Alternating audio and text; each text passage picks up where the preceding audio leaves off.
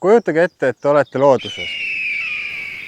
Olete lihtsalt teie ja loodus. Teil on janu looduse kohta rohkem teada saada. Ja teil on banaan. Snackiks.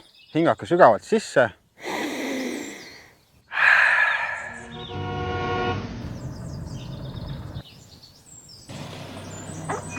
Vabandage, härra. Tšau, mees. Mis värk on? Mina ja mu vend sõitsime metsas ringi ja me eksisime ära. Mis toimub, mees? Mida pekki see oli? Ma arvan, et see oli merikotkas, mees. Mis asi see oli? Madu või? See ei olnud madu, mees. See oli merikotkas. Kui see oli mao susin, siis ma situn täis ennast. Mu vend vihkab madusid. Vau, see on su vend või? Te näete täpselt sama vanad välja. Ta on tegelikult minust aasta vanem. Oled sa päris kindel, et see madu ei ole või? Jaa, mees, see on raudselt merikotkas. Nad on suht levinud siin. Kas sul on banaan käes või? Jaa. Sorry, ma ei taha üldse nii teha, aga kas ma võiksin su banaani endale saada? Su vennale või? Sul endal on banaan juba ju. Ei, see on lihtsalt nagu teiseks banaaniks mulle, sest ma armastan banaane.